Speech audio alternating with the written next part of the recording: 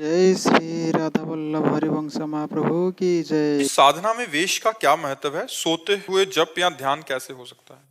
तो वेश का महत्व है तो आचार्य परंपरा से दो मार्ग हैं। एक है निवृत्ति मार्ग, एक है प्रवृत्ति मार्ग। प्रवृत्ति मार्ग गृहस्थ मार्ग कहते हैं और निवृत्ति मार्ग विरक्त मार्ग कहते हैं। जैसे हम लोग परंपरागत हैं आचार्यों की, तो इसमें वेश के अनुसार हम अपनी मर्यादा में रह करके निरंतर भगवान का भजन करते हैं। और गृहस्थ में है तो भोगों के बीच में रहकर धर्म मर्यादा का पालन करते हुए भगवान का भजन करके भगवान की प्राप्ति। ये भोगों का त्याग करके, जो सांसारिक भोग हैं उनका त्याग करके गुरु परंपरा के अनुसार उसी साधना में लग करके भगवत प्राप्त होते हैं। तो वेश की जो मर्यादा वो निवृत्ति परक है, निवृत्ति मार्ग वैराग्य मार्ग का प्रतीक है। अब वो उसी वेश का लोग दुरुपयोग कर रहे हैं। जो गंदे लोग हैं वो उसी वेश का अपने गंदगी छुपाने के लिए आश्रय ले लेते हैं। तो ये होता है कि संत जन ऐसे नहीं होते। प्राण चाहे निकल जाए पर भूल ही न दें कुमारग पाऊं। वो भूल करके भी गलत मार्ग में नहीं चल सकते। जिनका लक्ष्य श्री भगवान है, छोटी मोटी गलतियां हुई भी तो करो सदा तिनके रखवारी, जिम बालक राखे महतारी। भगवान अपने बच्चे की तरह संतों को संभाल करके उन्हें असली संत बना देते हैं। तो संत मार्ग है एक, आचार्य परंपरा है। आचार्य परंपरा से जो विरक्त है उसी के आगे संत। अब किसी के विषय में क्या कहे, कोई भी नहीं, तो आचार्य परंपरा है हमारे वैष्णवों की, हमारे सन्यासियों की।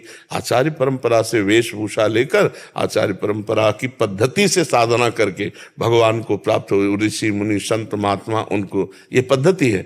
प्रवृत्ति मार्ग गृहस्थी मार्ग, निवृत्ति मार्ग विरक्ति मार्ग। समझ पाए आप क्या पूछना चाहते हो? महाराज जी कह रहे थे सोते हुए जप या ध्यान कैसे हो सकता है? पहले तो नींद को काबू में करें, नहीं लेटते ही सो जाओगे। शवासन में जैसे लेटा, साधु महात्मा इसी पर प्रवीण होते। पड़े हैं तो भगवान में, खड़े हैं तो भगवान में, चल रहे तो कबीरदास जी कहते ठाड़े बैठे परे उताना, कबीर कहाँ हम राय ठिकाना। ठिकाना अर्थात परमात्मा चिंतन में रहते हैं। अब जैसे आप शयन के लिए गए और आप तन्मयता पूर्वक भगवान का चिंतन कर रहे हैं, पहले तमोगुण पर विजय प्राप्त करें, नहीं तो जाते ही थोड़ी देर में नींद आ जाएगी। नींद आ गई तो फिर सो गए। तो तमोगुण को कब्जे में करने के लिए पहले सतोगुण भोजन करें। सतोगुण सात्विक भोजन। अब भोजन की तो बड़ी समस्या है, सात्विक भोजन मिलना बड़ा कठिन हो रहा है। नहीं, जो सात्विक चीजें उनमें गंदी चीजें मिलाई जा रही। जैसे मानो दूध है, पता नहीं दूध है कि केमिकल है कि क्या मिलाया गया है। घी है, पता नहीं चर्बी मिली है क्या मिली, कुछ भरोसा नहीं है ना। जो हमारे सतोगुणी चीजें हैं वो तो सब घोर अशुद्धता मिलाई जा रही, घोर अशुद्धता। तो सतोगुण भोजन बड़ा कठिन हो गया। अब रजोगुणी और तमोगुणी की बाढ़ है। अब लोग तमोगुणी पर भोजन रजोगुणी पसंद करते हैं, होटल का चाट चूट का। तो इससे तो रजोगुण तमोगुण आएगा, इससे भोग विलासिता बढ़ेगी, निद्रा आलस्य प्रमाद क्रोध ये चीजें बढ़ती हैं। अगर हम सतोगुणी भोजन करें, सात्विक भोजन, और भगवान जैसा आचरण कहते हैं वैसे पवित्र आचरण रखें, तो फिर भजन में हमारा प्रवेश होने लगेगा। फिर तो चाहे बैठे हैं तो भजन कर रहे हैं, लेटे हैं तो भगवान में भजन कर रहे हैं। पर अभ्यास करो, जब लेटो तो उस समय सब बातें भूल करके नाम चलाने की कोशिश करो। राधा राधा राधा राधा राधा, राम राम हरि हरि। जो नाम प्रिय हो, जो गुरुदेव ने दिया हो, उस नाम में। और अगर नाम का ध्यान करते हुए सो गए तो जब जगोगे तब नाम चलता मिलेगा, देख लेना। तो बीच का जो शयन हुआ वो निद्रा समाधि स्थिति, वो भी आपका भजन माना जाएगा, वो भी आपका भजन। रात में सोते समय जरूर भजन करना चाहिए। पर जो लोग रजोगुणी तमोगुणी होते हैं उस समय मोबाइल देखते हैं, गंदी बातें देखते हैं, गंदे विचार करते हैं, क्योंकि एकांत होता है नींद के समय। उस समय विकारों की बाहुल्यता आ जाती है। या तो विकार क्रिया करते हैं, या विकार दृश्य देखते हैं, या विकार चिंतन करते हैं। उस समय चाहिए एकांत में भगवान के चरणारविंद में चित्त को जोड़ना। कोई बिरला होगा, हजारों में कोई एक होगा जो ऐसा करे, नहीं तो उस समय तो मनोरंजन करते हैं। तो मनोरंजन बहुत घातक है। पूरी रात्रि बर्बाद हो जाएगी।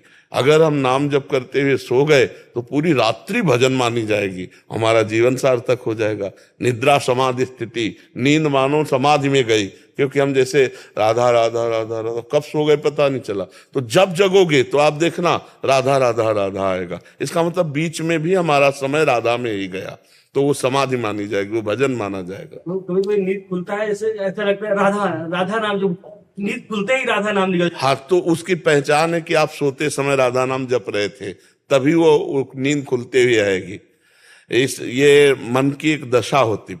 जब ऑपरेशन होना था ना डायलिसिस के लिए, तो उन्होंने बताया कि अब ऑपरेशन हम करने के लिए आपको बेहोश करते हैं। तो हमने कहा रुको, हमने पद चलाया अपने आचार्य का, और पद में जिस लाइन से हम बेहोश हुए थे, तो जब हमें होश आया था तो वही लाइन चलने लगी। ये ऐसा मन का पकड़ा दो ना, तो उसका ऐसा स्वभाव है। तो ऐसे नींद के समय जैसे जो बात पकड़ा दी गई, वही जागृत के समय जब हम जगेंगे तो वो उसी में स्थिति मानी जाती है। तो हम पता नहीं जगें कि ना जगें, कौन सी आखिरी रात हो, तो हम उस रात को मृत्यु जैसा मानकर भगवान के भजन में लीन होते हुए निद्रा की गोद में गए, और जब उठे तो फिर भगवान का, जब जगे भगवान का स्मरण जरूर करें। देखो तभी भक्त कहाया जाएगा। जब देखा कि विभीषण जी तो राम नाम ते सुमिरन कीना, हृदय हरस कपि सज्जन चीना, ये सनहट करी हो पहचानी, और साधु ते होए ना कारजान। जो उठते ही राम राम बोला तो समझ गए ये भगवान के भक्त है, इन साधु से मिलने से कोई कार्य की हानि नहीं होगी। राम नाम ते सुमिरन कीना, हृदय हरसी कपि सज्जन। हनुमान जी समझ गए ये साधु है, क्योंकि उठते ही भगवान का नाम कोई सज्जन पुरुष साधु लेता है। तो सोते समय, उठते समय, भोजन पाते समय, जब भोजन सामने आवे तो भगवान को अर्पित करके 2-4 भगवान के मंगलमय नाम लेकर और जय जयकार करके तब पाना चाहिए। इससे बहुत बुद्धि शुद्ध होती है, जीवन बड़ा आनंदमय होता है। विचार पॉजिटिव हो जाए ना, तो हम गरीब भी हो तो आनंद पूर्वक जिएंगे, और विचार निगेटिव है ना, तो करोड़ों रुपया भी हो तो भी जलते रहेंगे।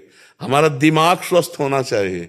अगर दिमाग स्वस्थ है तो सब स्वस्थ है, और दिमाग अस्वस्थ है तो सब कुछ होने पर बेकार है।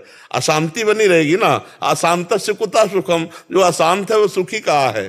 तो सुख तो भगवान करुणा सिंधु, उनका नाम, उनका रूप, उनकी लीला, उनका धाम, उनके आश्रय, उसी में सुख है। ये भव समुद्र भगवान के तो रचा हुआ है, और भगवान से विमुख होकर कोई गंदे आचरण करके कभी सुखी हो सकता है क्या? लोगों को भ्रम है कि हम पाप कर्म करके, अधर्म करके, घूस लेकर बहुत सुखी हो जाए। कभी नहीं सुखी हो सकते, चाहे जितना एकत्रित कर लो। अधर्म से कभी सुख नहीं मिलता। अधर्म का फल है अशांत, अशांत पुरुष कभी सुखी नहीं रहता, और धर्म का फल है शांत, और शांति में ही सुख है।